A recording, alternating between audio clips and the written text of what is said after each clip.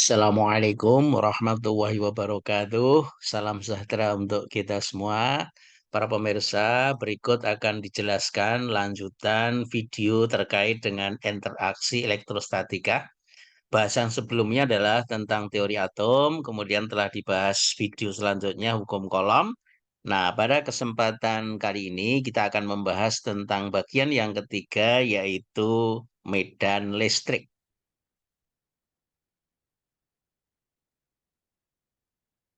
Bagian-bagian yang akan dibahas dalam medan listrik ini adalah yang pertama definisi medan listrik, kemudian yang kedua tentang persamaannya, kemudian yang ketiga garis-garis gaya listrik, kemudian sistem satuan yang dipakai, dan medan listrik homogen, serta dilengkapi dengan contoh soal dan penyelesaian. Kita akan awali dari definisi dari medan listrik. Apa itu medan listrik? Para pemirsa, medan listrik adalah daerah di sekitar muatan atau sumber yang apabila ditempatkan muatan uji atau muatan lain, maka muatan lain atau muatan uji tersebut akan mengalami gaya kolom. Nah, kemudian gambaran persamaannya sebagai berikut. Kalau kita lihat, ini ada dua buah muatan Q1 dan Q2.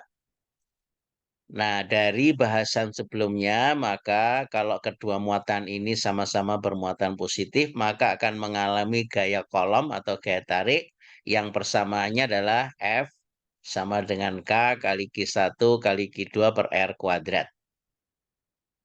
Nah, untuk Q1 sebagai muatan uji dan Q2-nya adalah sebagai muatan sumber, maka jika kedua ruas persamaan hukum kolom ini dibagi dengan muatan uji Q1 akan diperoleh seperti persamaan berikut ini, yaitu E sama dengan F per Q1 atau E sama dengan K Q per R kuadrat. Jadi persamaan yang pertama ini kalau dinyatakan dengan persamaan hukum kolom, sedangkan yang kedua kalau dinyatakan dengan muatan sumber. Q di sini adalah Q2. Nah, di mana E ini itu dinamakan medan listrik yang satuannya adalah Newton per kolom untuk SI/MKS dan Din per stat kolom kalau satuannya CGS. Sedangkan F adalah gaya kolom, satuannya dalam Newton atau Din. Sedangkan Q1 adalah muatan uji, satuannya bisa kolom atau stat kolom, dan Q2 itu adalah muatan sumber, yaitu yang menyebabkan adanya medan listrik, satuannya bisa kolom atau stat kolom. Sedangkan R adalah jarak dari sumber ke titik yang akan dihitung medan listriknya dalam satuan meter atau senti, sedangkan K adalah konstanta gaya kolom. Nah, ini kalau digambarkan arah medan listrik, kalau muatan listriknya positif, arahnya keluar menjauhi sumber. Kalau muatan negatif, maka arah medan listriknya adalah masuk menuju ke sumber muatan tersebut.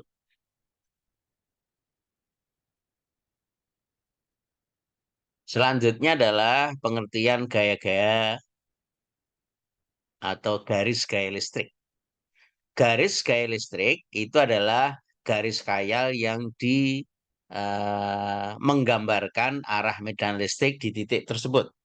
Jadi kalau ini muatan listriknya positif, tadi telah disinggung, maka medan listriknya menjauhi dari sumber. Sedangkan kalau muatan negatif, itu medan listriknya menuju ke muatan tersebut. Nah, kalau muatan listriknya ada sepasang seperti pada gambar berikut ini, ada positif dan negatif, maka arah medan listrik itu keluar dari muatan positif menuju ke muatan negatif. Kalau dua-duanya sama-sama positif, berarti keluar dari muatan sumber sehingga ada garis asimptotis ya. Nah, kemudian kalau muatannya positif dan negatif, ini lebih jelas gambarnya, lebih besar, yaitu dari plus ke min. Nah, sedangkan yang lingkaran-lingkaran ini itu menggambarkan eh, bidang ekuipotensial. Nah, itu adalah gambaran dari garis-garis gaya listrik. Nah, sistem satuan yang digunakan tadi sudah disinggung yaitu MKS dan CGS. Jadi MKS itu kalau muatannya dalam kolom, R jarak dalam meter, maka nilai K nanti adalah 9 kali 10 pangkat 9 Newton meter kuadrat per kolom kuadrat.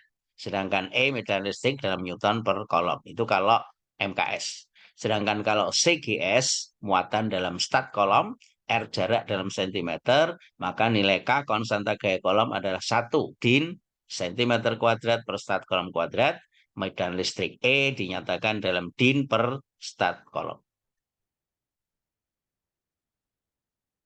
Nah, kalau sumber muatannya itu bukan titik, misalnya plat yang diberi muatan yang berlainan jenis, ada dua buah plat, maka medan listrik di antara dua plat tadi, itu medan listriknya adalah medan listrik yang homogen. Artinya apa? Artinya nilainya sama, tidak tergantung dari posisi. Nah, ini gambarannya. Nah, hubungan antara medan listrik E dengan potensial listrik nanti akan dibahas di bagian selanjutnya. Itu dapat dituliskan bahwa E sama dengan V per D atau E sama dengan V kali D. Di mana V adalah beda potensial antara kedua plat ini. Kemudian D adalah jarak antara kedua plat. Berikutnya, para pemirsa akan diberikan beberapa contoh soal. Yang pertama, ada dua buah muatan listrik terpisah sejauh 10 cm. Ini muatan pertama, muatan kedua. Masing-masing memiliki muatan sebesar Q1 min 25 kali 10 min 6 kolom. Ini Q1 negatif. Q2-nya 50 kali 10 min 6 kolom. Ini yang di kanan. Hitung kuat medan listrik di titik P. Nah, titik P ini berada pada jarak 2 cm dari muatan Q1. Ini titik P. Ini muatan Q1 negatif, maka arah medan listrik oleh muatan Q1 arahnya ke kiri karena negatif. Sedangkan oleh muatan Q2 positif, arahnya juga ke kiri karena menjauh. Nah, sehingga medan listrik di titik P itu dua-duanya ke kiri, baik E1 maupun E2. Nah, sehingga penyelesaian dari soal ini, para pemirsa, maka medan listrik di titik P jumlah E1 dan E2. E1-nya sama dengan kaki per R1 kuadrat, ditambah E2-nya kaki per R2 kuadrat. Kalau ditarik keluar nilai K-nya, maka di dalam kurung tinggal Q1 per R1 kuadrat, ditambah Q2 per R2 kuadrat.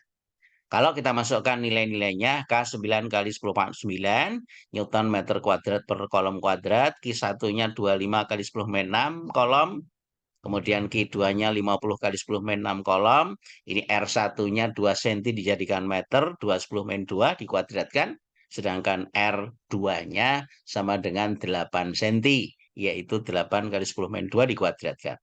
Nah, kalau ini kita hitung, maka hasilnya adalah 6,3 kali 10 pangkat 8 Newton per kolom. Karena sistem satuan yang digunakan adalah SI/MKS, maka R-nya diubah ke meter. Demikian para pemirsa soal nomor 1. Soal nomor 2, pada gambar berikut ini hitunglah medan listrik di titik A. Jadi kita lihat ada segitiga, kemudian ini titik A, ya, ini muatan Q2 sebesar 50 mikrokolom, Q1-nya min 50 mikrokolom, membentuk segitiga siku-siku, ini sudutnya 30 derajat, berarti di sini 60 derajat. Ini jarak dari A ke muatan Q2 sama dengan 30 cm. Nah, berarti titik A ini mengalami dua medan listrik yang disebabkan oleh Q2 arahnya ke atas karena muatannya positif, sedangkan Q1 muatannya negatif, berarti arah medan listriknya menuju ke muatan tersebut, berarti E1 menuju ke Q1.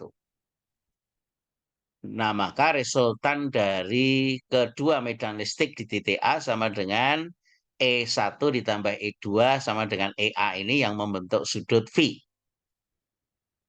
Nah, kalau kita hitung masing-masing dengan persamaan medan listrik, E1 sama dengan K Q1 per R1 kuadrat, E2-nya K Q2 per R2 kuadrat, kita masukkan nilai-nilai yang diketahui, K-nya 9 kali 10 pangkat 9, Q1-nya 50 kali 10 min 6, kemudian R1-nya sama dengan 6, 10 min 1 dikuadratkan, ini 60 cm ya, dijadikan meter.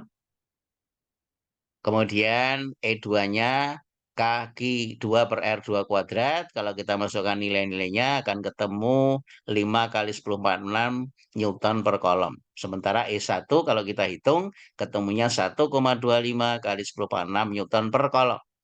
Nah, maka EA itu sama dengan jumlah vektor dari E1 dan E2. Rumus jumlah vektornya masih ingat di bahasan fisika mekanika ya. Maka EA sama dengan akar E1 kuadrat plus E2 kuadrat plus 2 kali E1 kali I2 kali cos 120 derajat. Itu sudut antara E1 dengan E2. Karena segitiga bagian atas ini sudutnya 60 derajat. Ini 90, ini 30. Berarti sudutnya 120 derajat.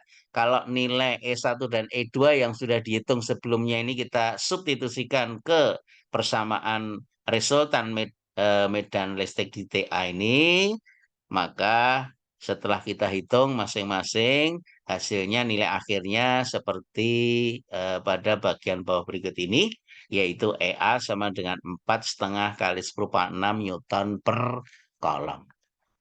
Demikian contoh soal untuk soal nomor 2. Mudah-mudahan teori dan beberapa contoh ini bisa memahami pokok bahasan medan listrik. Terima kasih atas perhatiannya. Assalamualaikum warahmatullahi wabarakatuh.